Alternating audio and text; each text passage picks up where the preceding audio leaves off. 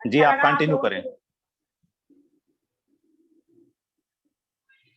बड़ी खुशी हुई कि हमारे लोग हैं जो आगे बढ़ रहे हैं और बौद्ध धर्म का प्रचार कर रहे हैं। और हम आप लोगों से यही कोशिश करते हैं कि आप अपनी पत्नियों को भी साथ में लेके आए, तो इससे बच्चों के ऊपर बहुत प्रभाव पड़ेगा। क्योंकि जेंट्स लोग तो कर लेते हैं, सब कुछ समझते हैं, लेकिन जो पत्नियां घर में रहती हैं महिलाएं, तो उनको अभी जानकारी नहीं है बौद्ध धर्म के बारे में और अंधविश्वास में जी रही है। क्योंकि सारा दायित्व बच्चों को पढ़ाने लिखाने का महिलाओं का ज्यादा होता है। बस ये कहना चाहूंगी कि अभी बहुत कुछ आगे करना है, अभी शुरुआत है। बहुत धर्म है क्या इसकी जानता नहीं है। जी जी कहने से और मानने से कुछ नहीं होगा, क्योंकि इसके लिए बहुत मेहनत करना पड़ेगी और सबसे पहले आगे महिलाओं को आना पड़ेगा।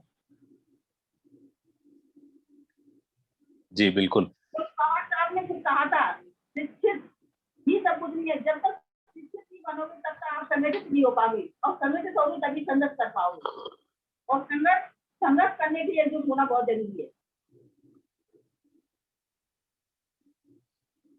यही कोई बात आप लोगों के लिए जी जी मेरा तो मैंने उद्देश्य महिलाओं को आगे बढ़ाने का है। आप अपनी बात को यदि पूरी करें तो मैं और कुछ कहना है आपको बताइए।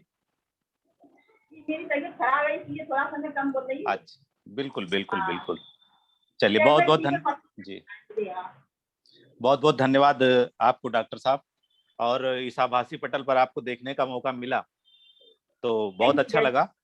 और आपने जो बात कही है वो बहुत ही सच है कि अगर हमारी महिलाएं, हमारी माँ बहन बेटियां हमारे साथ जुड़ेंगी तो ही हमारा कार्य आगे बढ़ेगा। हमारे दूसरे वक्ता आज के श्री सर्वेश कुमार जी हैं और मैं उनकी फोटो देख पा रहा हूँ। श्री सर्वेश कुमार जी, आप अपने को अनम्यूट करिए। आप अभी म्यूट पर हैं और हम आपसे आग्रह करते हैं कि राष्ट्रीय बौद्ध महासभा के इस सामान्य चर्चा कार्यक्रम में आप अपने विचार रखने का कष्ट करें।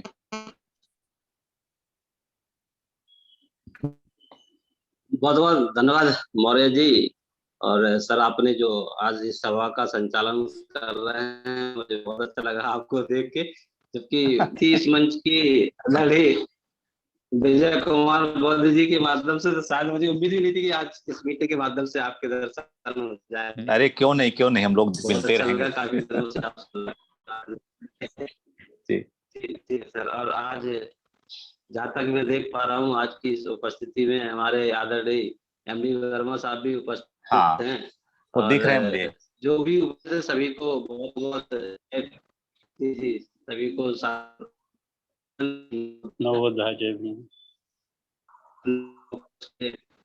बहुत बहुत आभार।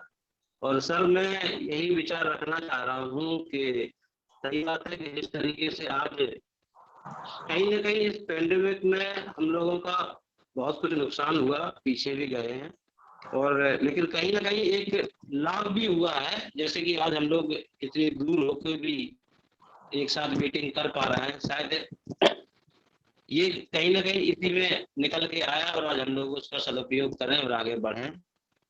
और एक आशा रखता हूँ हम अपने सभी इस विचारधारा और बौद्धिस्ट तो सभी के लिए आशा करता हूँ।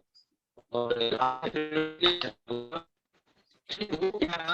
जैसे मैं देख रहा हूँ जहाँ तक कि लोग स्वार्थ में बहुत लिख रहे हैं, जैसे किसी एसोसिएशन या बुद्धिस्ट विचारधारा के जुड़े हुए संगठन में जब तक उन्हें पद रहता है तब तक तो वो बौद्ध भी लिखेंगे, बहुत ज्यादा मीटिंगें भी करेंगे और जुड़ते हैं। और जैसे ही अगर उनका वहां से पद हटा तो फिर वो उसके एंटी में चले जाते हैं और अपना करवाइयात करने लगते हैं।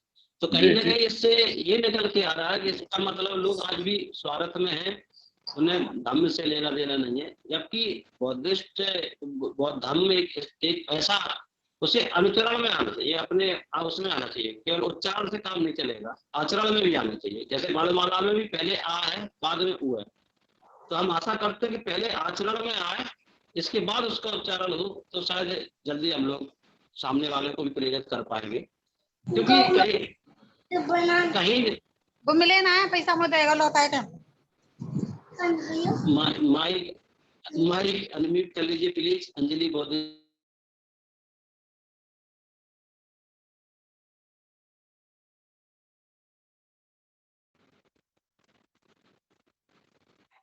हेलो जी, आवाज आ रही है?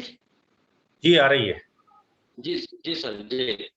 तो अपना सर मैं चाहूंगा, वीडियो ऑन कर लीजिए सर। वीडियो अच्छा अच्छा सर, वीडियो ऑफ है एक्चुअली आपका। डाटा थोड़ा होता है जैसे, हाँ हाँ मैं जानबूझ के किया था एक्चुअली, क्या वीडियो में ज्यादा डाटा जा रहा था, तो इसलिए एक्चुअली सर मैं चाहूंगा कि हमारा जो धर्म है या हम लोग जिस विचारधारा को लेके चल रहे हैं, जिस आचरण, तो वो हमारे आचरणों में आए, सामने वाले को देखना चाहिए। जैसे मैं जानना चाहूंगा, जैसे हमारे जो भी अध्यापक होते हैं किस तरीके से रहता है कि अगर अध्यापक का बेटा भी अगर किसी गलत दिशा में जाता है तो समाज के अन्य लोग भी कहने लगते हैं, जैसे अगर उससे परिचय लेते हैं कि पिताजी क्या करते हैं, उन्होंने कहा अध्यापक, बोले यार ऐसा लगता है कि आप अध्यापक के बेटे हैं, आप ऐसा लगते हैं। तो हम चाहेंगे कि हमारे लोगों में ऐसा आचरण रहा है कि सामने वाले को लगे कि नहीं नहीं ये लोग बहुत हैं। और कहीं ना कहीं हम इस मंच के माध्यम से हम सभी लोग उस दिशा में बढ़ रहे हैं और बढ़ेंगे भी, यही आशा है। और काफी मार्गदर्शन रहता है हमारे डॉक्टर साहब का भी, हम लोग जुड़े हुए हैं काफी समय से, ऑलरेडी एमडी वर्मा साहब से भी जुड़े हुए हैं, और हमारे आप क्या नाम जो हमारे इसके अध्यक्ष हैं, तो जो हमें आज बहुत अच्छा लगा कि इस मीटिंग के माध्यम से आपके बीच में उपस्थित हुआ हूँ। और बाकी हम चाहेंगे कि मीटिंग आज एक सामान्य चर्चा पे कभी न कभी किसी विषय को लेकर चर्चा हो, उस विषय को लेकर हम लोग आगे बढ़े। और चलिए ज्यादा समय न, इसी आशा के साथ आप सभी को जय भीम नमो बुद्धाय और अपनी वाणी को विराम देता हूँ। नमस्कार, जय भीम नमो बुद्धाय। जी सर।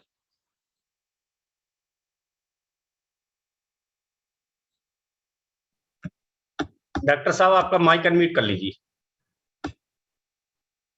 मैंने सबको अनम्यूट कर दिया है, आप अपना कर लीजिए। आप क्वेश्चन कर सकते हैं, सेल्फ कर सकते हैं।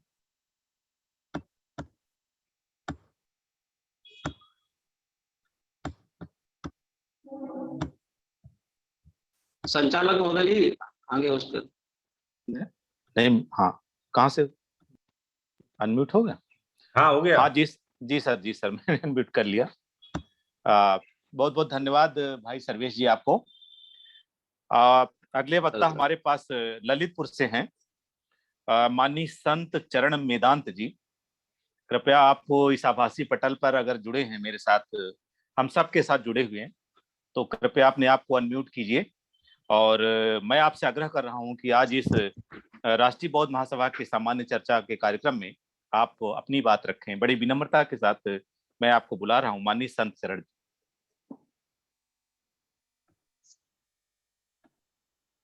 उन्होंने ऑडियो कनेक्ट नहीं किया है, जुड़ तो गए हैं लेकिन जो माइक होता है हमारे लेफ्ट हैंड में उस पर उन्होंने टच नहीं किया है।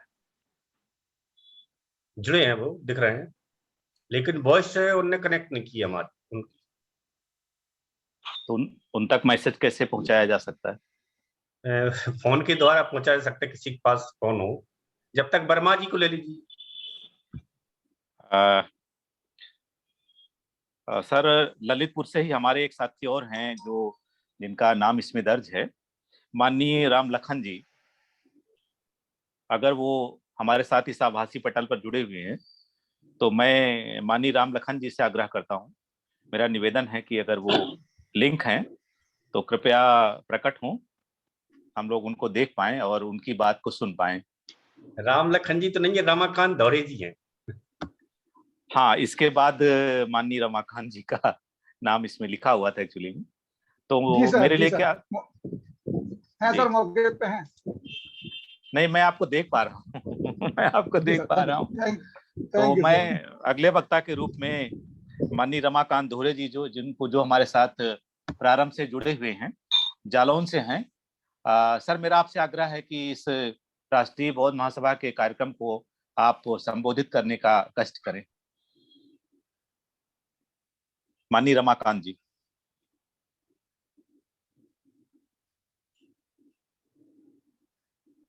आप अपने आप को अनम्यूट कीजिए सर।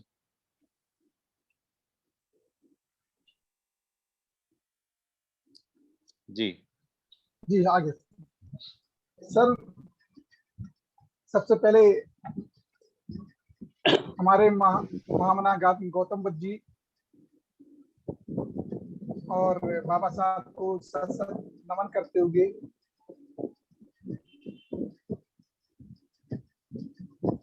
इस सभा में उपस्थित हमारे सभी बड़े भाई बुजुर्ग को मेरा सत सत प्रणाम। आ रही सर, मेरी आवाज आ रही है? बिल्कुल साफ आवाज आ रही है आपकी, बोलिए आप। जी सर, बड़ा सौभाग्य समझता हूं अपना कि मुझे आप सब लोगों के दर्शन करने को मौका मिला। और इस समान चर्चा में मैं, हालांकि मैं 2 दिन से बुखार में था, लेकिन विजय भाई साहब का फोन आया कि नहीं आपको जुड़ना है। लेकिन मैंने कहा ठीक है, मैं कल से, हालांकि रात से बुखार नहीं आया, मुझे कमजोरी महसूस कर रहा था। संक्षेप में ही कुछ कह पाऊंगा आपसे। सामान्य चर्चा है तो मैं अपने सभी साथियों से और अपने समाज के लोगों से, बहुजन समाज के लोगों से बस एक ही आग्रह करता हूं, जब भी मैं कहीं भाषण देने का मुझे मौका मिलता है या समाज में बैठता हूं, तो मैं शिक्षा पे बहुत जोर देने के लिए सबसे शिक्षा को बहुत बढ़ाओ। अपने लड़कों के साथ साथ शिक्षा को, लड़कियों को भी ज्यादा शिक्षा देना हमारा उचित समझता हूँ, लड़कों के साथ साथ। क्योंकि अगर लड़के अगर पढ़ाते रहेंगे और लड़कियों की शिक्षा के बारे में अगर नहीं सोचेंगे, तो लड़कियां हमारी अपने आप को मतलब बहुत पीछे समझ रही हैं, महसूस करती हैं। जी एक मिनट, सॉरी सर मेरा। तो मैं ये चाहता हूं कि लड़कों के साथ साथ शिक्षा पर ज्यादा गौर करना होगा हम लोगों को। इसके साथ दूसरा हमारा प्रयास है कि जैसे जो हमारे दहेज प्रथा वाला मामला है, तो दहेज प्रथा को ज्यादा जो लालची लोग हैं उनके यहाँ कभी भी शादियां ना करें, लड़का चाहे कितनी बड़ी नौकरी कर रहा है। दहेज प्रथा का मैं खिलाफ भी हूँ और आप सभी लोगों से आग्रह करता हूँ कि जहां भी एक सभाएं हों, दहेज प्रथा पर गौर किया जाए। क्या मैं सही सही रास्ते पे बोल रहा हूँ सर? जी जी चलिए बोलिए आप। जी बिल्कुल।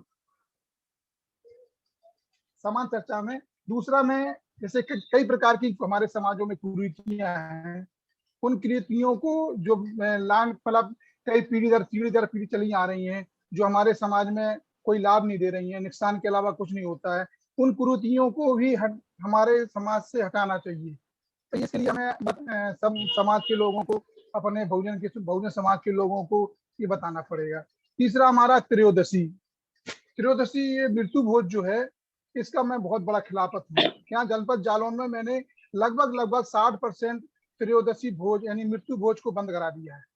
मेरे पास एक टीम है, उस टीम को जब कोई हमारे बहुजन समाज के लोगों में कोई एक्सपायर कर जाता है, तो उस टीम के लोग कुछ, जैसे अगर वो वहाँ जो स्थानीय लोग हैं और हमारे कुछ लोग पहुंच जाते हैं मौके पे कुछ लोग पहुंच जाते हैं और समझाने का प्रयास करते हैं कि आप शांति भोज करके ही कम से कम खर्च में ये कार्यक्रम इसको खत्म कर दें और अपना सब कामकाज देखें।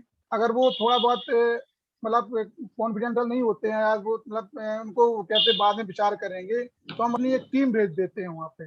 वो टीम पूरा विश्वास दिलाती है, पूरे समाज के लोगों को इकट्ठा करती है, क्योंकि वही कहते हैं कि समाज के लोग कहेंगे खाने तो आ गए थे लेकिन खिलाए नहीं है।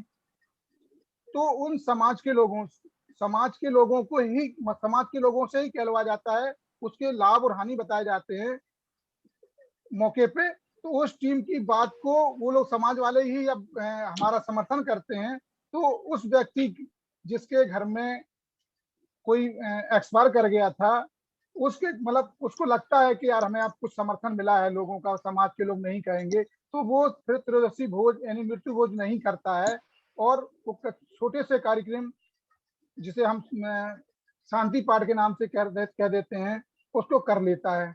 मैं पिछले 5 साल से मृत्यु भोज का बहिष्कार कर चुका हूँ और ना खाने की प्रतिज्ञा भी साथ में लिया था। अपने अभी मेरे नाना जी खत्म हो गए थे तो मैंने नहीं किया, लोग कहते रह गए, मैंने कहा कुछ बोले बहुत संपत्ति देगा, हमने कुछ भी हो मैं नहीं करूंगा, जिसको जो करना हो करिए। नहीं खाने जाऊंगा। तीसरा हमारा सबसे बड़ा वो है अंतर जातियों में शादी करने की बात। जब तक हम लोग आपस में एक दूसरे से शादियां नहीं करेंगे, होता क्या है कि हम कहते हैं कि हम दोहरे दोहरे में करेंगे, गौतम गौतम में करेंगे, अहिरवार अहिरवार में करेगा, जाटव जाटव में करेगा। जब तक हम ही लोग एक दूसरे में नहीं करेंगे तो अन्य जातियों में हम लोग कैसे पढ़ेंगे। इसीलिए हम लोग यही प्रयास करें कि शादियां भी हम एक दूसरे में करें, एक दूसरे में व्यवहार बनाएं। उसका मेन कारण ये है कि जैसे मान लो 10 लड़के नौकरी करने में, हमारे दोहरी बिरादरी में मान लीजिए या जाटा बिरादरी में मान लीजिए, 10 लड़के अच्छी नौकरी में पहुंच गए। लड़कियां 25 लड़कियां हैं जाटव समाज में। अब 25 लड़कियों के जो अभिभावक होते हैं, गार्जियन होते हैं, वो दौड़ते हैं उन 10 लड़कों के यहाँ, तो वहां पे बोली लगने लगती है। और अगर हम अहिरवार और दोहरे में भी जोड़ ले तो 10 लड़के की जगह 15 लड़के होंगे, 20 लड़के होंगे नौकरी वाले, लेकिन लड़कियां 70 मिल जाएंगी। जब लड़कियां ज्यादा होंगी तो फिर हम ही लड़के वाले ही कहने लगेंगे कि वो अच्छी लड़की मिल जाए और हम शादी कर लें, क्योंकि लड़कियां ज्यादा हैं तो उनको कोई पूछेगा नहीं, और कोई ना कोई ऐसा निकल ही आएगा हम जैसे लोग जो मतलब लड़की अच्छी मिलने पे हम शादी कर लेंगे, और हम अपने भाइयों की किए भी हैं। तो इसीलिए मैं अनुरोध करूंगा कि समाज में यही बात को रखा जाए। बिल्कुल। और महिलाओं को, तीसरा नेक्स्ट मेरा है, महिलाओं को घर के बाहर निकालें। सबसे ज्यादा अंधविश्वास हमारी महिलाओं में होता है। देखिए हम ये नहीं कहेंगे कि सभी में होता है, लेकिन सबसे ज्यादा अंधविश्वास हमारी महिलाओं में है। मेरी पोस्टिंग, वैसे हमने पर्चा बता ही नहीं पाया आपको, बता देता हूँ। मेरा नाम रमाकांत दोहरे है, जालौन से हूँ मैं, और मैं बाल विकास कोषागार में लेखा लिपिक के पद पर यही जनपद जालौन में ही बड़े बाबू हूँ, और बलिया मेरी पोस्टिंग रही है। मैंने वहां देखा है कि हमारा समाज, बहुजन समाज, बहुत पीछा हुआ है। हालांकि जब से माननीय बहन जी की सरकार बनी है तब से उनको बहुत ताकत मिली है और वो लोग उठे हैं, लेकिन उनकी आर्थिक स्थिति बहुत खराब है। इसलिए खराब है क्योंकि उनके पास ना ही साधन है, ना कोई संसाधन है, ना जमीन है, ना कोई जायदाद है। वो दूनी लोगों की पंडित, वहां पर दो ही जातियां बड़ी हुई हैं, पंडित रमाकांत जी, और मेरा ठाकुर। अनुरोध है कि अपने उत्तर वक्तव्य को थोड़ा जी संक्षिप्त करें। जी जी जी, जी, सॉरी सर, हम सॉरी सर। हमारा आदेश था कि ठीक थोड़ा है सा सर। संक्षिप्त आप करें। जी जी जी जी, तो इसी बस में अपनी बात को बस यही है कि अपने समाज को बढ़ाने के लिए और महिलाओं को आगे बढ़ाने के लिए, दूसरा जब भी कार्यक्रम हो, मैं तो ये चाहता हूँ कि जब भी कार्यक्रम हो या जो भी कार्यक्रम में जाना हो, अपनी घर की महिलाएं बच्चे साथ में ले जाए उस कार्यक्रम में, जिससे उनको भी समझ में आएगा। महिलाएं तो घर में रहती हैं, हम लोग तो बहुत बड़ी बड़ी बातें मारते हैं और महिलाओं को कुछ नहीं मालूम होता है। तो ये चीज को महिलाओं को भी बढ़ाना होगा हमें, तब हमारा समाज ज्यादा स्वस्थ, क्योंकि महिलाएं एक नहीं 2 घरों को संभालती है, पहले से ही कहावत चली आई है। तो अपने इसी के साथ मैं अपनी बात को खत्म करता हूँ। संक्षेप में ही कहना चाहता था लेकिन बढ़ गई बात। आप लोगों के दर्शन पाके, आप लोगों से मिलकर मैं धन्य हो गया, बहुत अच्छा लगा आप लोगों से। जय भीम, नमो बुद्धाय, जय भीम। आपको बहुत बहुत साधुवाद भाई रमाकांत जी, और हम लोग मिलते रहेंगे, मिलने का सिलसिला शुरू हुआ है। हमें भी अच्छा लगता है, हम सबको अच्छा लगता है कि एक दूसरे से इंटरेक्शन करें, बातें करें। और हमारे साथ चूंकि आपकी सारे कार्यक्रम की समीक्षा करने के लिए राष्ट्रीय बौद्ध महासभा के कार्यवाहक अध्यक्ष जी बैठे हुए, मैं देख रहा हूँ वो कलम चला रहे हैं, अभी समीक्षा करके वो बताएंगे, तो मैं कोई समीक्षा नहीं कर रहा हूँ। मैं हमारे साथ माननीय एमडी वर्मा जी जुड़े हुए हैं। मैं आपसे आग्रह करता हूं, विनम्रता पूर्वक मेरा आपसे आग्रह है कि राष्ट्रीय बौद्ध महासभा की सामान्य चर्चा में आप अपना आशीर्वचन देने का कष्ट करें, कृपा करें। माननीय एमडी वर्मा साहब। कुदरत का कानून है, सब पर लागू हो, विकट मन व्याकुल करे, निर्बल क्या हो। मनन करे, चिंतन करे, यही मनुष्य का धर्म, आंख मूंद पीछे चले ये पशुओं का कर्म। भगवान बुद्ध के दरबार में जो है एक बुढ़िया माँ आई, जो है उसने कहा भगवान जो है तरह तरह के लोग आते हैं, हमको धर्म की अनेक प्रकार की शिक्षा देते हैं, हम भ्रमित हैं, जो है आप हमको सरल भाषा में बौद्ध धर्म की बात बताएं। जो है तब भगवान बुद्ध ने कहा, सब पापस अकलम कुशलम उपसंपदा सचित परिवपरम एतदनुशासन। सब पाप, सारे पापों को छोड़ो, जो है मन वचन कर्म से मतलब जो है शुद्ध रहो, जो है सब पाप कुशल कर्म करो, जो है और सचेत अपने मन को मतलब पवित्र बनाओ। यही मतलब बुद्ध की शासन, बुद्ध की मतलब पद्धति है, बुद्ध की शासन है, बुद्ध के आदेश हैं जो है। तो मन को मतलब पवित्र बनाना जो है, मन में जितने विकार हैं उनको छोड़ दो और मन वचन से मतलब सही मतलब सोचो, अच्छा सोचना जो है, अच्छा करना जो है और अच्छा मतलब जो है मतलब कहना जो है, बस ये सबसे बड़ा धर्म है जो है। तो जो मनुष्य के अंदर तमाम तरह के विकार हैं, इनको दूर करे मनुष्य जो है, तो सारे मतलब जो है पापों की जड़ खत्म होती है और मनुष्य का सदाचार का व्यवहार होता है। यही मनुष्य को जीवन में सफलता लाता है, मतलब मानव को इंसान बनाता है जो है। धन्यवाद। मैं ज़्यादा ना कह कर के मतलब अभी सभी लोगों को मतलब बहुत-बहुत धन्यवाद करता हूँ, उस कार्यक्रम में जुड़े हैं। हमारे डॉक्टर साहब राजबहादुर मौर्य जी संचालन कर रहे हैं, उनको बहुत-बहुत धन्यवाद जो है और सभी लोगों को मतलब बहुत-बहुत धन्यवाद। इसी तरह जुड़ते रहें, हम लोग सब मिलते रहें और चर्चा का मतलब करते रहें, मतलब बहुत धर्म का प्रचार प्रसार करते रहें, यही हमारी मतलब कामना है जो है। साधु धन्यवाद। बहुत-बहुत आभार आपका बाबूजी, और आपका आदेश हम लोगों के लिए आदेश है। हम संचालन का जो भी जिम्मेदारी है वो निभाएंगे, और ये हमारी जिम्मेदारी, हमारी परंपरा है, हमारा उत्तराधिकार है, हमारी विरासत है, हमें इसको आगे बढ़ाना चाहिए। तो आपने आशीर्वाद दिया, इसके लिए बहुत बहुत आभार आपका। हमारे साथ विजय कुमार बौद्ध जी हैं।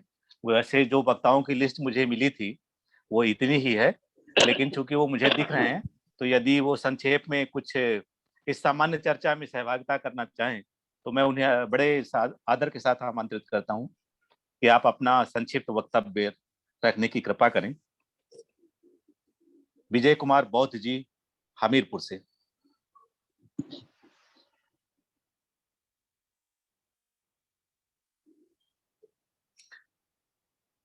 लगता है कि इस आभासी पटल पर माननीय विजय जी हैं नहीं। नहीं, वो सर हैं, उनका नेट भी ऑडियो कनेक्ट नहीं हो रहा है उनका। जी जी, तो मैं प्रॉब्लम है कि जुड़ गए। सभी साथियों को जय भीम, दादा जय भीम। और जी मेरी आवाज आ रही है सर? जी आ रही। कट के आ रही।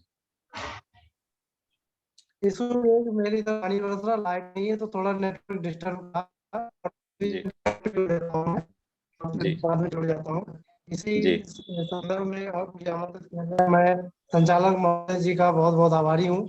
इसी क्रम में मुझे भी मेरा भी नाम अनाउंस किया उन्होंने।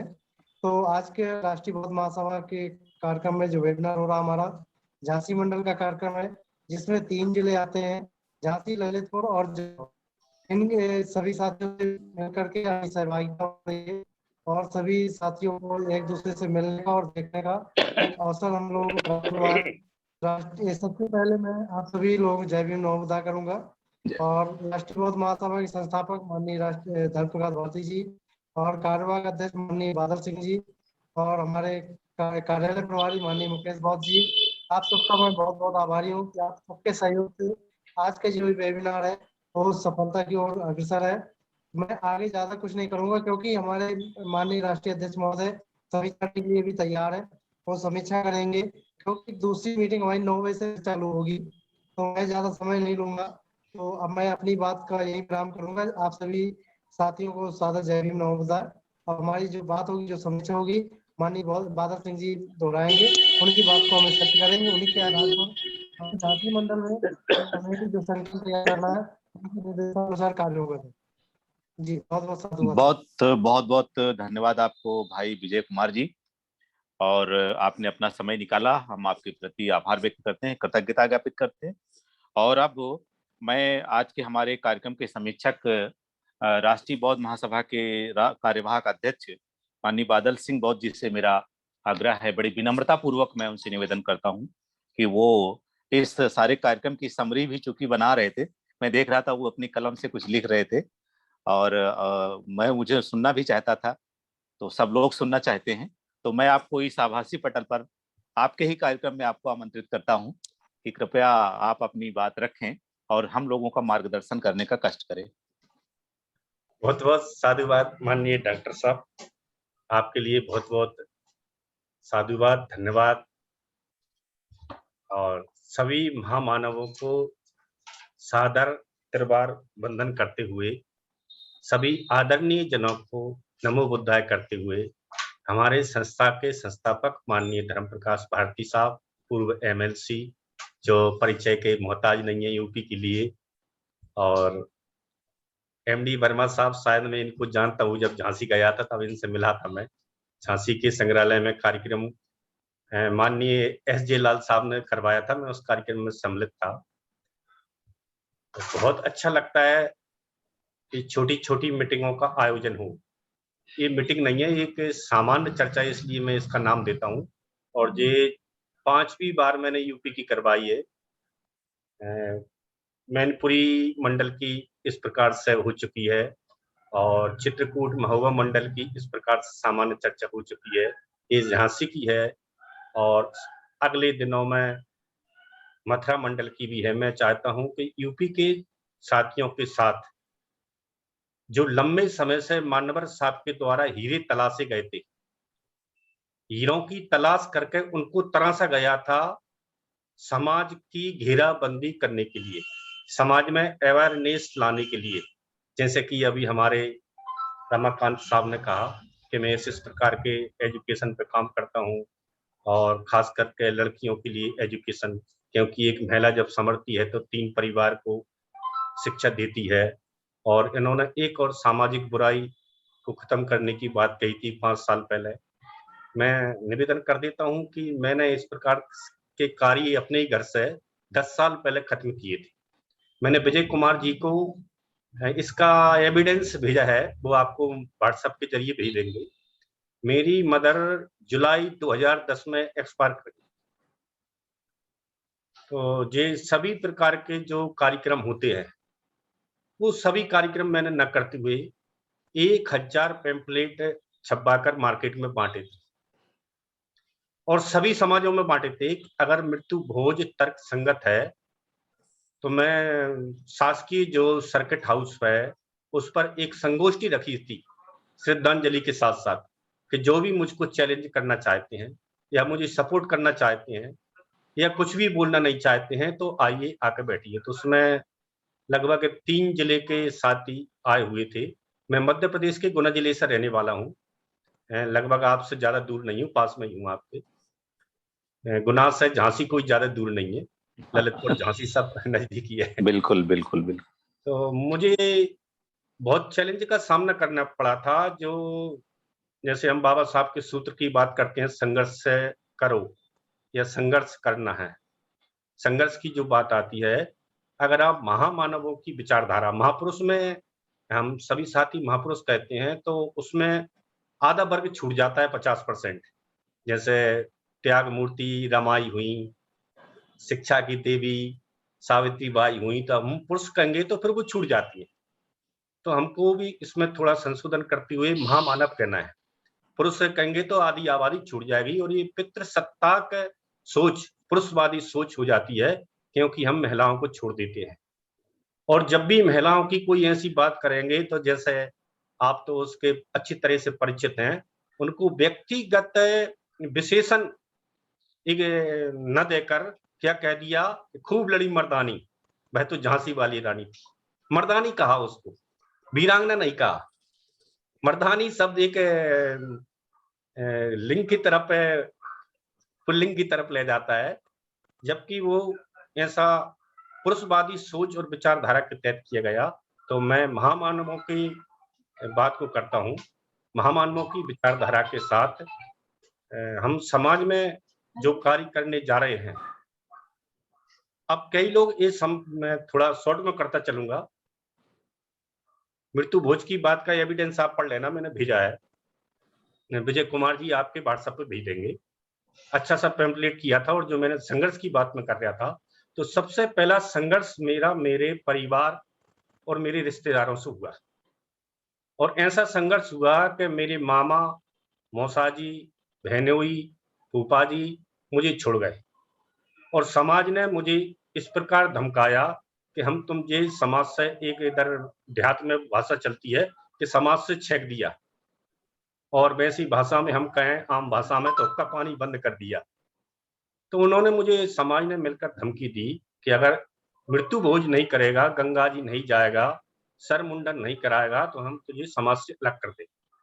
तो मैंने कहा कौन करेगा मुझे अलग, कि हम समाज के पंच हैं, तो मैंने उनसे निवेदन किया कि आपसे मेरा आग्रह है कि आप जो भी करना चाहें मुझे लिखित में दें, फिर मैं आपको चैलेंज करूंगा, जो भी आप मुझे। तो बाद में धीरे धीरे चल के इधर एक बहुत बड़े राजा हैं, आप जानते होंगे, दिग्विजय सिंह, विधानसभा यही पड़ती है मेरी, तो उनकी पत्नी खत्म हुई कुछ 5-6 महीने बाद। उन्होंने 8 दिन तक लगातार पेपरों में ये निकलवाई न्यूज कि मृत्यु भोज गैर सामाजिक है, इसको न करें। 8 दिन तक पेपरों में आई और बहुत सारे लोग उनके पास आए, उन्होंने मृत्यु भोज नहीं भी किया अपनी रानी का। तब जाके कुछ लोगों ने मुझे राहत देना शुरू की। तो ऐसा संघर्ष घर से चलना पड़ता है। ये मैंने इसलिए छोड़ा कि अभी हमारे रमाकांत साहब ने ये बात रखी मृत्यु भोज की 5 साल पहले, तो मैं 12 साल पहले ये संघर्ष कर चुका हूँ। अब बात हम आती है राष्ट्रीय बौद्ध महासभा पे। राष्ट्रीय बौद्ध महासभा की सामान्य चर्चा हम इसलिए कर रहे हैं कि सभी साथी इसमें इन्वॉल्व हों, क्योंकि राष्ट्रीय बौद्ध महासभा 2007 से कार्य कर रही है और इससे पहले बाबा साहब के द्वारा स्थापित भारतीय बौद्ध महासभा है और अधिकतर साथी भारतीय बौद्ध महासभा में काम करते आए। आइडेंटिटी की मोहताज नहीं है भारतीय बौद्ध महासभा। तो कई साथी ये प्रश्न उठाते हैं कि जब भारतीय बौद्ध महासभा थी, बाबा साहब के द्वारा स्थापित थी और बाबा साहब ने दीक्षा से पहले इसका सब कुछ कर दिया था, एस्टेब्लिश कर दिया था, तो फिर राष्ट्रीय बौद्ध महासभा की आवश्यकता कब पड़ी। तो हम थोड़ा फ्लैशबैक में जाते हैं और देखते हैं कि जब बाबा साहब ने भारतीय बौद्ध महासभा का गठन किया था, तो उस समय भारत में बौद्धों की संख्या 2.17 थी, 2.17, और 2011 की जनगणना के अनुसार भारत में बौद्धों की संख्या 0.76 है। तो 55 से हम और 11 तक या आज तक का परिणाम निकालते हैं, क्योंकि मैं टीचर हूं और मैं हर साल, हमें आदत है हर साल बच्चों के परिणाम निकालना। कुछ बच्चे फर्स्ट डिवीजन आते हैं, कुछ सेकंड डिवीजन आते हैं, कुछ थर्ड आते हैं, कुछ सप्लीमेंट्री में आते हैं, कुछ असफल भी हो जाते हैं। तो हम 4-5 कैटेगरी के प्रत्येक राज्य में भारत सरकार के नियम अनुसार शिक्षा पद्धति में परिणाम निकाले जाते हैं और परिणाम के आधार पर अपग्रेड किया जाता है उनको कक्षा में। तो हमको 1955 से लेकर और 2021 तक 2.17 से संख्या 4.17 हो जानी चाहिए, 5.17 हो जानी थी, या कुछ भी ना होता। तो जैसे बाबा साहब ने कहा कि अगर इस कारोबार को आप आगे ना बढ़ा सको तो यहीं के यहीं बने रहने देना, पीछे मत ले जाना। जैसे अब अभी हमारे एमडी वर्मा साहब ने कहा कि बुद्धिज्म का सार क्या है, तो हम बाबा साहब के सार को देखें। बाबा साहब ने कहा कि जो मुझे कुछ करना था वो मैंने कर दिया। मैंने आपको शिक्षा में पहुंचा दिया, मैंने आपको नौकरियों में पहुंचा दिया, मैंने आपको राजनीति में पहुंचा दिया, मैंने आपके सामाजिक स्तर भी सुधार दिया। जो मुझे करना था वो कर दिया। लेकिन जिस जगह आपको पहुंचना है, भारत देश की सत्ता पर काबिज होना है और जो चारों स्तंभ हैं इस देश के, उनमें काबिज होना है, उस जगह आपको जाना है। इस कारोबार को मैं बड़ी मुश्किल से लाया हूँ। हम पूना पैक्ट पढ़ते हैं तो सभी साथी जानते हैं, ऐसी कोई सी बात नहीं है जिसको मैं कहूँ और आप नहीं जानते हो, ऐसी कोई बात नहीं है। उपस्थित सभी साथी वो बातें जानते हैं जो बातें यहाँ से मंच के द्वारा बोली जाती हैं किसी भी मंच पर। लेकिन समस्या कहाँ आती है, जैसे हमारे वर्मा साहब ने कहा कि मूल सार कहाँ है, क्या है, तो मूल सार हमारा ये है सदाचार, जिसे हम भाईचारा कहते हैं। और बुद्ध एंड धम्मा में बाबा साहब ने लिखा है कि धम्म की आवश्यकता कब महसूस होती है, तो उसमें बहुत सरल व्याख्या की है कि अकेले व्यक्ति को धम्म की आवश्यकता नहीं होती है, क्योंकि अकेला व्यक्ति न किसी की आहत कर सकता, न किसी की चोरी कर सकता, न किसी से व्यभिचार कर सकता, न झूठ बोल सकता, और न किसी को कोई उसे देखा भी नहीं, वो मदपान करे, सिगरेट पिए, बीड़ी पिए, गांजा पिए, चरस पिए, कौन देखेगा अकेले व्यक्ति को। तो उसके ऊपर धम्म लागू नहीं होता। धम्म का प्रारंभ होता है जब एक व्यक्ति से दूसरा व्यक्ति उसके साथ व्यवहार में आता है, तब धम्म चालू होता है। तो भिक्खु संघ का हम नियम उठाकर देखेंगे और संविधान की हम विचारधारा देखेंगे तो इसमें यही है कि एक दूसरे के अधिकारों की रक्षा करेंगे, एक दूसरे का सम्मान करेंगे, एक दूसरे को स्वतंत्र रखेंगे, गुलाम नहीं रखेंगे, और एक दूसरे के भाईचारे के साथ रहेंगे, भाई भाई की तरह रहेंगे। यही संविधान की मूल अवधारणा है। तो बाबा साहब ने जो जिंदगी के अंतिम 4 वर्षों में जो किताब लिखी, बुद्ध एंड धम्मा, 24 मई 1956 को जयंती थी, बुद्ध जयंती। तो मुंबई में बाबा साहब ने ये बोला था कि ये पुस्तक मैं बड़ी मुश्किल से लिख पाया हूं अपनी जिंदगी के अंतिम क्षणों में, और ये पुस्तक मैं आपको जीवन जीने का भय मार्ग देकर जा रहा हूं, जिस मार्ग के लिए आप सदियों से आइडेंटिटी के लिए तरस रहे थे। जैसे कि हम समाज व्यवस्था देखते हैं, भारतीय समाज व्यवस्था जिसे आज कह दिया गया है हिंदू समाज व्यवस्था, हम देखते हैं तो इसके 4 वर्ग हैं, सब जानते हैं, लेकिन जो पंचम वर्ग था उसको इस व्यवस्था से अवॉइड कर दिया गया था। इसकी आइडेंटिटी के रूप में बाबा साहब ने मूक नायक कहा, मूक नायक निकाल के बहिष्कृत हितकारिणी सभा कहा, पीपुल्स पार्टी कहा, और इसको एक आइडेंटिटी दिलाई, और आइडेंटिटी के आधार पर संविधान से हमको नागरिकता मिली। नागरिकता के आधार पर हमारी एक पहचान बनी, और पहचान के आधार पर भारत के निवासरत प्रत्येक व्यक्ति के जो लोकतंत्र का बनाने की ताकत है वह सबको बराबर प्रदान की गई। तो हमारी आइडेंटिटी यहाँ से प्रारंभ होती है। तो बाबा साहब 14 अक्टूबर 1956 को 21वीं प्रतिज्ञा में कहते हैं कि आज से मेरा नया जन्म हो रहा है। हम ज्यादा प्रतिज्ञाओं पर ध्यान न दें, मात्र 21वीं प्रतिज्ञा पर देख लें कि आज से मेरा नया जन्म हो रहा है। तो इस नए जन्म को के अनुसार आपको चलना है। और जैसे कि सर्वेश कुमार साहब ने कही थी कि जब कोई पद मिल जाता है तो व्यक्ति बहुत लिखते हैं, और बाद में पद हट जाता है। पद लोलुपता के कारण, स्टेटस कॉन्शियस के चलते व्यक्ति बाद में फिर वही बातें होने लगती हैं जो बातें नहीं करनी चाहिए। 10-20 साल काम करने के बाद नहीं करनी चाहिए वो काम करने लगते हैं। पद के लालच में व्यक्ति बहुत दौड़ता है और काम करता है, लेकिन ऐसा नहीं है। धर्म का संबंध व्यक्तिगत है, और व्यक्तिगत जब मैं धर्म समझूंगा तो अपने परिवार को भी समझाऊंगा, परिवार समझेगा तो फिर मोहल्ला भी समझेगा, और धीरे धीरे करके बहुत सरल भाषा में व्याख्या एमडी वर्मा साहब ने है की कि धर्म के 4 चरण क्या हैं, तो उन्होंने बता दिया कि जो अभी बहुत अच्छे से वर्मा साहब ने बताया कि अकुशल में नहीं करना है, सभी कुशल में कर्म करना है, और सभी कुशल कर्मों को संचय करके करना है। यही बुद्धों के शासन या बुद्धों का तरीका है। तो इसका और सीधा सा उदाहरण है सदाचरण, आचरण और भाईचारा। मैं आपका अच्छा दोस्त हो सकता हूँ झांसी में, मैं आपका अच्छा दोस्त हो सकता हूँ ललितपुर में, आपका अच्छा दोस्त हो सकता हूँ जालौन में, लेकिन जहां मैं रहता हूं मेरे आसपास जितने भी साथी रहते हैं उनसे मेरी बहुत गजब की अनबन रहती है। तो दूर का तो दोस्त हो सकता है लेकिन पास का नहीं होता। तो ये धर्म नहीं है। आपके अंदर अगर तथागत की करुणा है, जैसे हम कहते हैं तथागत की करुणा हो, आपके अंदर करुणा है तो पड़ोसी के पास आपकी करुणा के कुछ न कुछ चीटें पहुंच जाने चाहिए।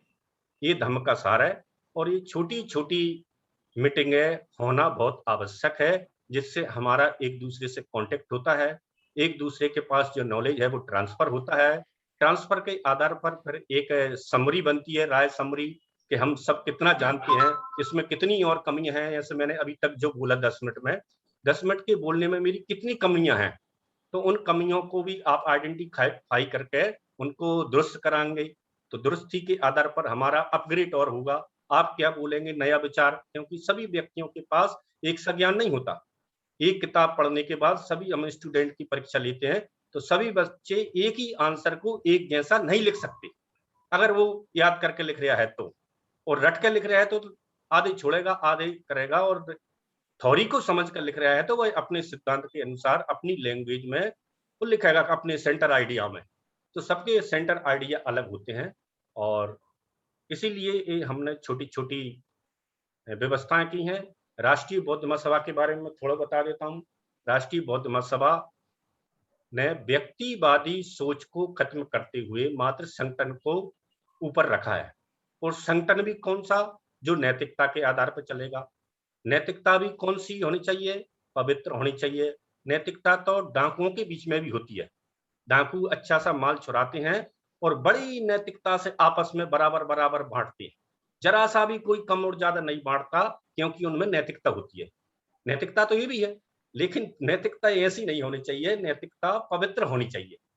तो पवित्र नैतिकता के आधार पर ये संगठन कार्य करेगा। इसमें पद की कहीं ज्यादा अहमियत नहीं है, चाहे वे राष्ट्रीय अध्यक्ष महोदय हों, चाहे मैं हूं या आप हों। आप कल ही अगर इसकी सदस्यता ग्रहण करेंगे या नहीं भी करेंगे, तब भी आपका इस संगठन में उतना ही सम्मान है जितना सम्मान हमारे राष्ट्रीय अध्यक्ष जी का है।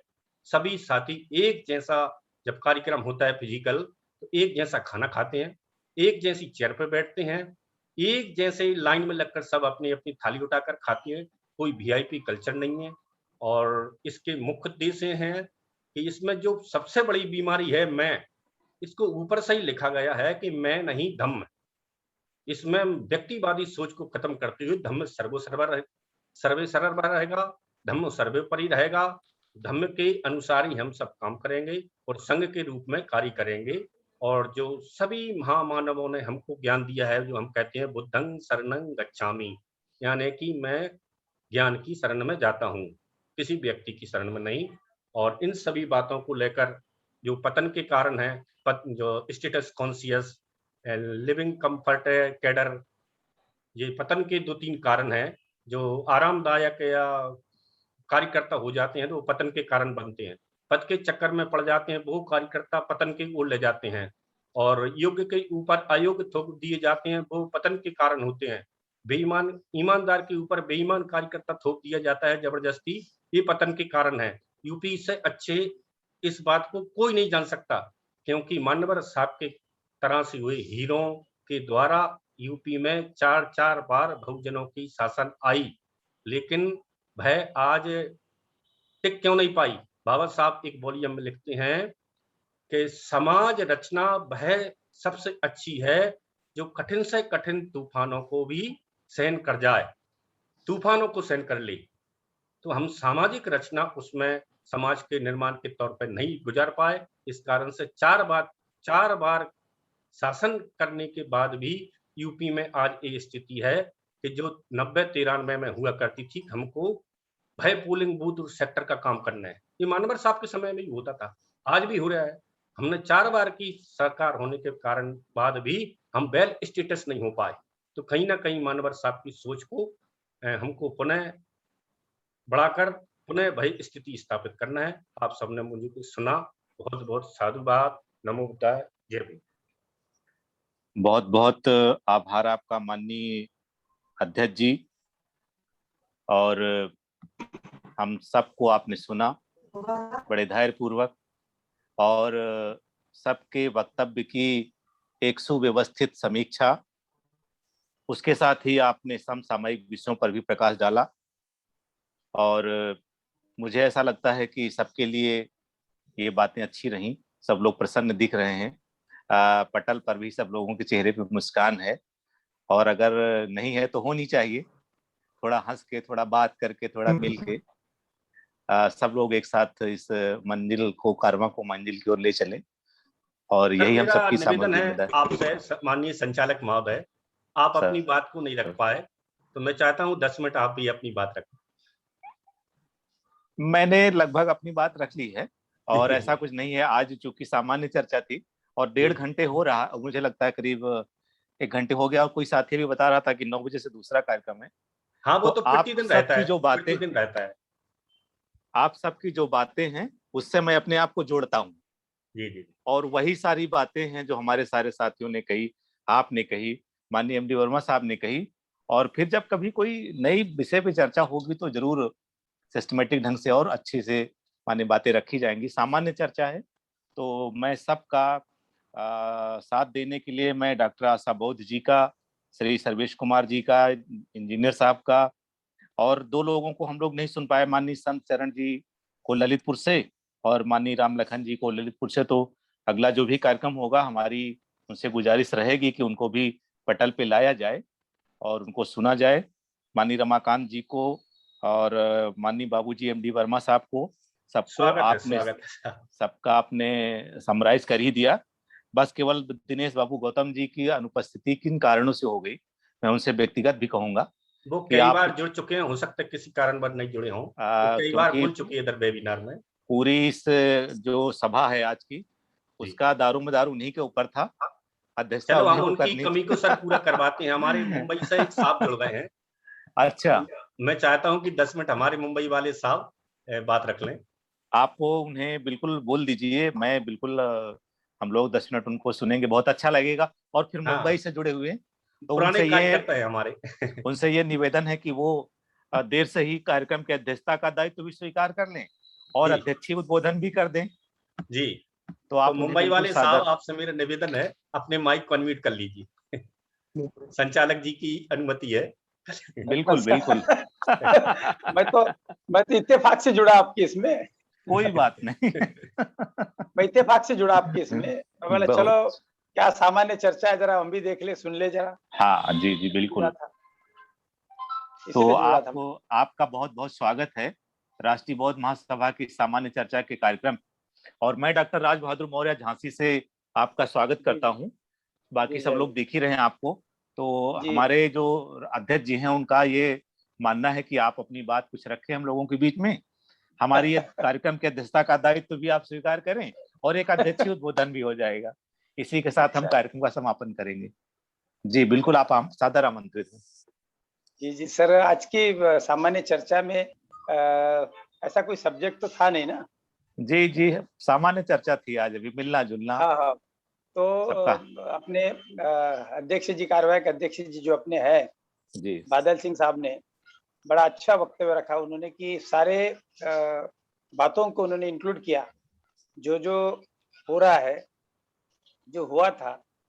और सबसे बड़ा उदाहरण उन्होंने अपने इतने बड़े राज्य में, उत्तर प्रदेश में 4-4 बार जो सरकारें हुई है उसके बारे में सारी बातें उन्होंने कही है। तो बड़ी सही बात कही उन्होंने, क्योंकि हम तो उस जमाने से जुड़े हुए हैं जब मान्यवर जी इस कारवा को बढ़ाने का काम महाराष्ट्र से शुरू किया था, उस जमाने से हम जुड़े हैं।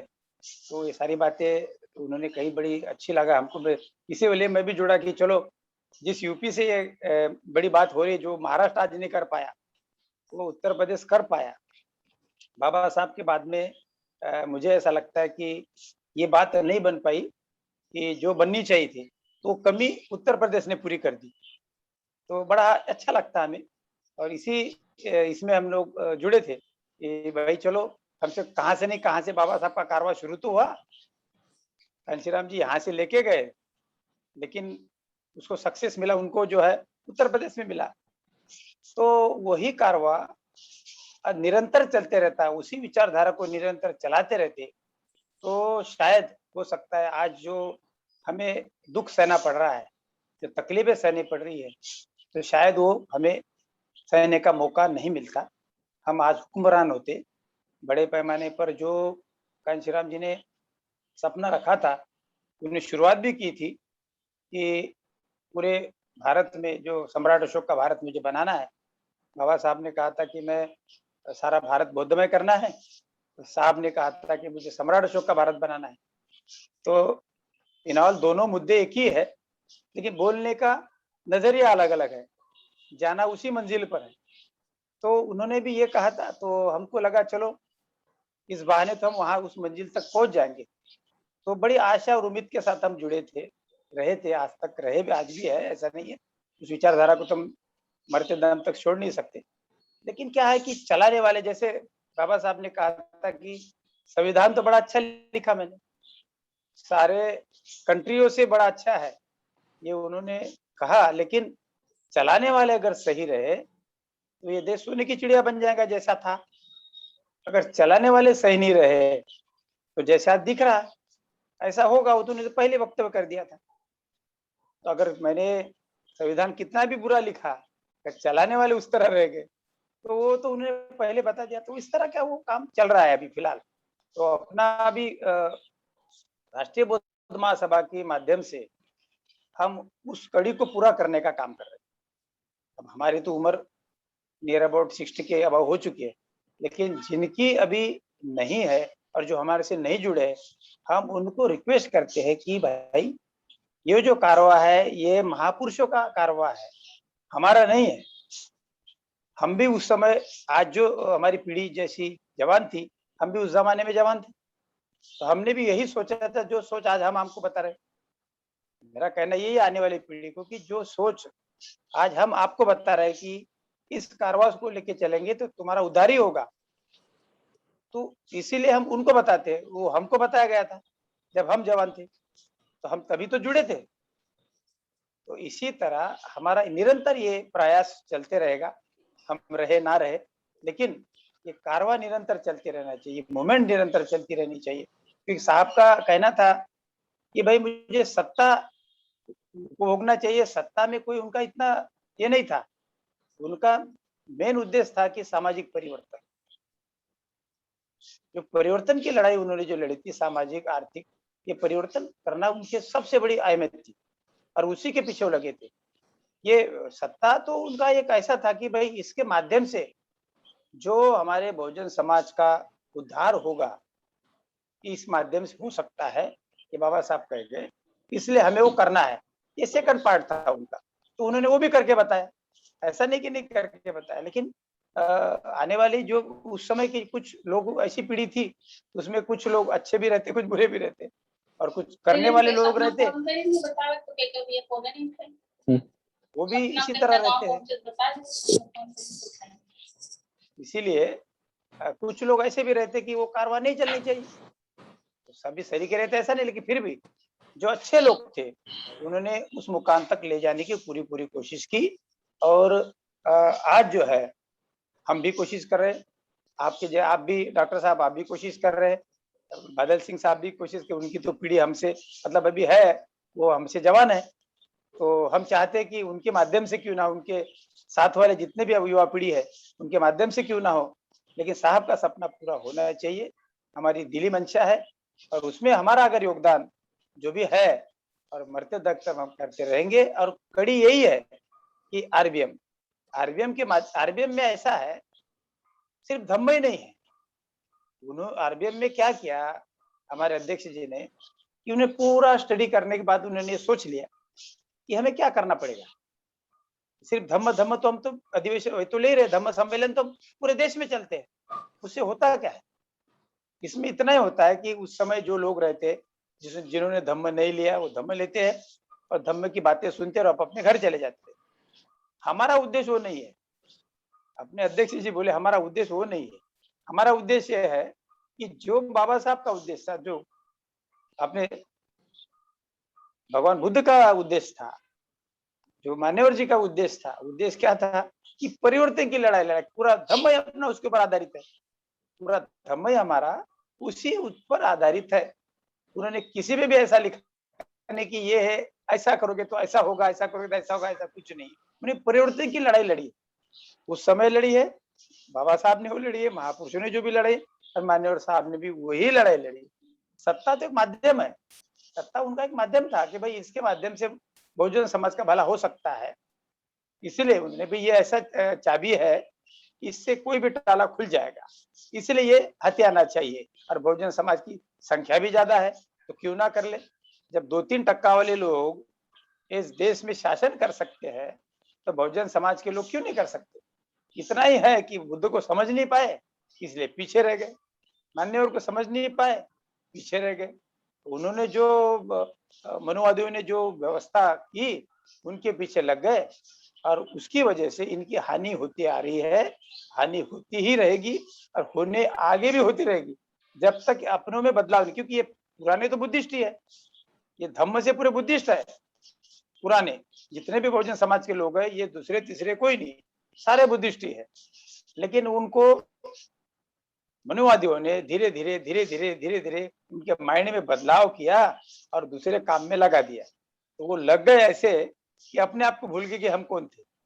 तो अभी क्या कर सकते हैं, उसमें बदलाव लाने की कोशिश, निरंतर प्रक्रिया चालू है, बाबा साहब के टाइम से, उसके पहले भी। लेकिन बाबा साहब ने अपने को शुरुआत कर दी धम्म दीक्षा देके कि भाई ऐसा नहीं, ऐसा है। तो साथ में ये विचारधारा है जो मैं लेके आया हूँ, जो विचारधारा हमें पता नहीं थी, विचारधारा हम बाबा साहब के टाइम से, उसके बाद में हम लेके आए, बाबा साहब ने वो लेके आए, हम उसको आगे ले जा रहे। मान्यवर ने उनको और ज्यादा उतार दिया कि भाई नहीं, ये करना ही है, इससे सिवा तुम्हारा उद्धार हो नहीं सकता। हाँ बोल दिया, तो हमने वो किया, तो हमारा उद्धार हो गया। धम्मों को इसी माध्यम से, वो विचारधारा और धम्म, ये साथ में 2 पहिए लेके चल रहे हैं। तो आज राष्ट्रीय बौद्ध महासभा भी इसी 2 पहियों को साथ लेके चल रही है। और इसी से वो कारवा हमारा पूरा होगा। इसी उम्मीद और आशा के साथ मैं व्यक्तियों को विराम देता हूँ। जय भीम, नमो बुद्धाय। बहुत बहुत आभार आपका भाई जी, हम लोगों को अच्छे से बताने के लिए, मार्गदर्शन के लिए। और मैं राष्ट्रीय अध्यक्ष जी की एक छोटी सी टिप्पणी से कार्यक्रम का समापन करना चाहता हूँ। जी माननीय अध्यक्ष जी, जी आपकी जी, एक छोटी सी टिप्पणी। Thank you sir. ये अभी हमारे मुंबई वाले साहब ने बोली, शेषराव गावंडे साहब हैं, और मानवर साहब के समय में इन्होंने अपना जिंदगी के ताकत वाले क्षण गुजारे हैं, जो एक युवा वर्ग के पास होते हैं। उनके पास बहुत ही ऊर्जा है अभी भी, अभी वह वृद्ध नहीं है, बहुत ऊर्जा है उनके पास, उनसे हमें बहुत ऊर्जा मिलती है। अब मैं एक बाबा साहब के छोटी सी घटना के बारे में जिक्र कर देता हूँ। 19 जुलाई 1942 के दिन बाबा साहब ने एक सम्मेलन को संबोधित किया, जिसे हम सभी साथी अच्छे से कहते हैं। बार बार ऐसा कोई सा मंच नहीं है जो प्रत्येक वक्ता, प्रत्येक श्रोता उस सूत्र को नहीं जानता है। शिक्षित बनो, संगठित बनो, संघर्ष करो। लेकिन जो इसकी एक खास बात थी, स्वयं पर विश्वास करो, वो लोगों ने हिडन कर दी। अगर किसी ने पढ़ा हो तो ये बाबा साहब ने 19 जुलाई 1942 को एक अधिवेशन में एक भाषण दिया था। तो चौथा भाषण कौन सा, चौथा सूत्र उनका क्या था कि खुद पर विश्वास करना सीखो। जैसे अभी हमारे साहब ने बोला कि 3% वाले लोग शासन कर सकते हैं, तो बहुजन समाज शासन क्यों नहीं कर सकता? वो यही बात है, क्योंकि हमने बिलीव करना बंद कर दिया, विश्वास करना हमने छोड़ दिया कि ऐसा हो नहीं सकता। जैसे साहब ने बताया कि महाराष्ट्र में जो नहीं हो पाया वो यूपी में हो गया, तो महाराष्ट्र में ये अवधारणा हो चुकी थी। मानवर साहब ने इसको कई बार मेंशन किया कि हो सकत नहीं, फुले साऊ अंबेडकरी विचारधारा चांगला पर हो सकत नहीं। तो मानवर साहब ने कहा कि हो सकता है, लेकिन हमको इस पर विश्वास करना होगा कि हो सकता है। हमारा जो विल पावर है, कॉन्फिडेंस है, ये लो हो गया है। इस कारण से हम 85% या 85% होने के बाद भी जो एक वो बन गया है हॉकी का गोल ट्रैक, 15% इधर लोग हैं और 15% इधर लोग हैं, और 70% बीच में उनकी खींचतानी चल रही है। और ये 70% को जो भी 15% के साथी अपनी उससे खींच लेते हैं, उधर की सरकार बन जाती है। मामला मात्र 70% का है। 15% इधर भी साथी हैं, जिसे हम बहुजन कहते हैं, पर सब 15% इधर भी साथी हैं, जिसे हम सवर्ण के नाम से जानते हैं। सवर्ण का मतलब और मैं छोटा सा कर देता हूं, जो वर्ण के साथ आइडेंटिफाई होते हैं वे सवर्ण है, ना कि सोने के बने हुए हैं। सोने के बने नहीं है, चमकते हुए पीले जैसे। सवर्ण यानी कि जो वर्ण के साथ जिनकी आइडेंटिटी जानी जाती है वो सवर्ण है, और जिनकी आइडेंटिटी जातियों के साथ मानी जाती है वह अवर्ण है। क्योंकि वर्ण में जैसे शूद्र वर्ण है, कोई नहीं कहता कि हम शूद्र हैं, और जितने भी भारत में ब्राह्मण है वो सभी कहते हैं कि हम ब्राह्मण हैं, तो वो वर्ण है। जितने भी क्षत्रिय हैं वो कोई नहीं करता कि मैं सिकरबार हूं, मैं तोमर हूं, मैं भदौरिया हूं, मैं कोई हूं, वो भी क्षत्रिय लिखते हैं। जितने भी वैश्य हैं वो सब वैश्य लिखते हैं। तो ये वर्ण है। तो वर्ण और जातियों के बीच की जो कॉन्फिडेंस लो हुआ था, मानवर साहब ने उस कॉन्फिडेंस को इकट्ठा करके जो 3 जगह बाबा साहब ने किया था, SC ST OBC, उसको मानवर साहब ने एक जगह कर दिया। बात वही थी जैसे बताया साहब ने कि तथागत ने कहा, तथागत की बात को बाबा साहब ने कहा कि मैं भारत को प्रबुद्ध भारत करना चाहता हूँ। मानवर साहब ने कहा कि मैं अशोक के सपनों का भारत बनाना चाहता हूँ। तो अशोक, सम्राट अशोक के सपनों का भारत क्या था? जिसमें सीलों की रक्षा थी, फियर्स और फियर, ये 2 बातें अशोक के शासन में चलती थी। फियर्स यानी कि खौफ था उनका पूरे राज्य में, उन डर था, सीलों का डर था, कोई सीलों को नहीं तोड़ता था। और फियर से मतलब कैसे, बेखौफ आदमी फिरता था, किसी को ये डर नहीं था कि कोई हमारी चोरी करेगा, कोई हमारे साथ प्राण घात कर देगा, कोई हमारे साथ व्यभिचार कर देगा, कोई हमारे साथ झूठ बोलेगा या कोई और कुछ करेगा। तो ये दो बातें सम्राट अशोक के समय में थी। और तीसरी बात ये थी थिंकिंग स्किल, सोचने समझने वाले समाज को ज्यादा तवज्जो दी जाती थी, जो अभी हम में कमी आ गई है। ये वेबिनारों की आवश्यकता क्यों पड़ी कि हमको सोचने समझने वाला समाज बनाना है, और जो समझ गया है वह समाज चुप होकर अपने घर बैठ गया, और जो समझ गया उस समाज की संख्या 2% है, और जो नहीं समझा उस समाज की संख्या 98% है। और 2% और 98% के बीच में एक इतनी बड़ी खाई है कि 98% व्यक्तियों ने ये सोच लिया कि जी 2% वाला व्यक्ति प्रधानमंत्री क्यों ना बन जाए, ये समाज के काम का नहीं है।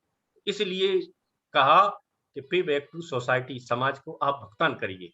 और इसी के साथ मैं आपसे विदा लेता हूँ। जय भीम, नमो। बहुत बहुत आभार आपका माननीय अध्यक्ष जी, बहुत बहुत धन्यवाद आपका, साधुवाद आपको इन छोटी सी टिप्पणी के साथ। और एक बार मैं सबका अपनी ओर से इस बुंदेलखंड की ओर, बुंदेलखंड या जिसे आप अपनी भाषा में बुद्धखंड कह रहे हैं जी, उसकी ओर से, मैं सबकी ओर से आप सबका, हमारे मुंबई के साथी आप जुड़े हुए हैं और खूब सारे साथी जुड़े, सबका मैं एक बार आभार व्यक्त करता हूँ, कृतज्ञता व्यक्त करता हूँ, इस उम्मीद के साथ कि हम फिर जल्दी मिलेंगे। कहीं ऐसा ना हो कि हमारा मिलने जुलने का जो क्रम है, सिलसिला है, वो टूट जाए, तो ये टूटना नहीं चाहिए। सर मैं और एक फिर और गंभीर निवेदन कर चर्चा। देता हूँ सर। जी बिल्कुल। पिछले 1.5 साल से जितनी भी वेबिनार हुई हैं जी वो सभी यूट्यूब पर सुरक्षित हैं। हाँ बिल्कुल। बहुत अच्छे अच्छे वक्तव्य हैं बड़े बड़े हमारे साथियों जी के। जी आरबीएम जी जी। इंडिया के नाम से चैनल है मेरा, अच्छा जिसे अच्छा। मैं हैंडल करता हूँ, आरबीएम इंडिया। चलिए, आपने जानकारी दी तो हम लोग भी इसको देख लेंगे हाँ, अब। उन पे आप अच्छे अच्छे, पिछली बार अभी कुछ दिन पहले जो हमारे श्री सिद्धार्थ गौतम फिल्म मूवी बनी थी श्रीलंका की, हाँ उसके जो हाँ एक्टर थे वो गगन मलिक, हाँ आपने नाम सुना हो उनका, गगन मलिक हाँ जी। हाँ, नहीं सुना मैंने, वो उनका थाईलैंड के संदर्भ में भी कई बार हाँ, नाम आया वो है। जुड़े हुए थे, उनके भी वक्तव्य हुए हैं और कई विद्वान साथियों के वक्तव्य हुए हैं। आप आरबीएम इंडिया चैनल पर देख सकते हैं उन्हें। और बिल्कुल ये बिल्कुल। रिकॉर्डिंग भी मैं, आप अनुमति देंगे तो डाल दूंगा। अरे क्या अनुमति। आपकी, नहीं, वो आप सामान्य लोग चर्चा की, आप अनुमति देंगे तो मैं इसे भी लोड कर दूंगा। बहुत बहुत सभी साथियों का आभार। और राष्ट्रीय बौद्ध महासभा की इस कारवां में सब लोग अपना योगदान दें, और जितना भी अधिकतम हो सके। हम हमारे जैसे लोगों की जब भी जरूरत आपको पड़ेगी, जहां भी जरूरत पड़ेगी, जिस तरीके की भी जरूरत पड़ेगी, प्रतिदिन मैं जरूरत है बिल्कुल साहब। सबसे आप पहली लोग जरूरत को। है मीटिंग चलती रहे, मीटिंग के बाद फिर ईटिंग चलेगी, ईटिंग के बाद फिर हम आगे के कार्यक्रमों की सेटिंग करेंगे। नहीं, ये मैंने खुद ही कहा कि कहीं ऐसा ना हो कि हमारा मिलने जुलने का कार्यक्रम बंद हो जाए। जी जी अगर कोई जी चीज हमने शुरू की है तो हम उसको आगे बढ़ाएं। जी। और हम बिल्कुल। सब आप एक। सर मेरे नंबर पर कभी भी बात कर सकते हैं। मेरा नंबर हाँ है 9893687123। हम डाल दीजिए उसमें। हाँ, जी। नाइन तो eight nine three G 687-123।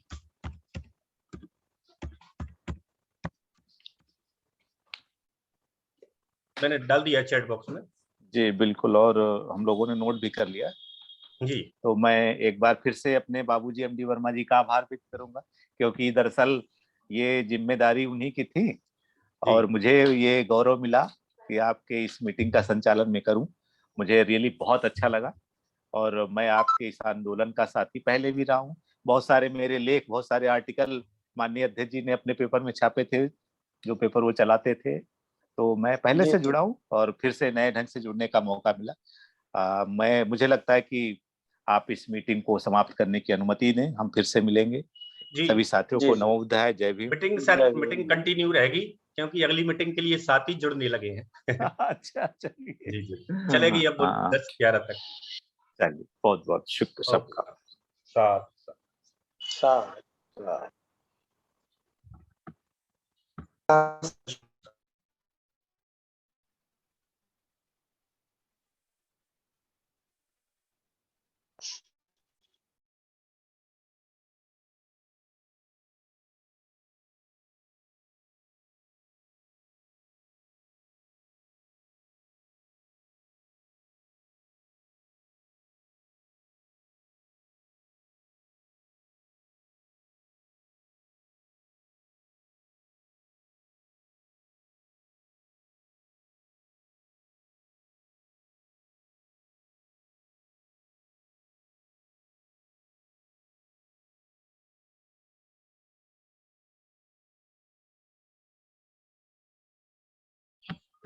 Mukesh बौद्ध जी, आगे की प्रक्रिया आप संभालिए।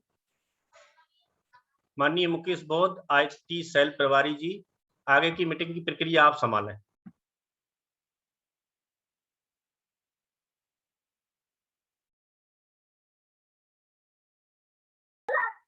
ओके।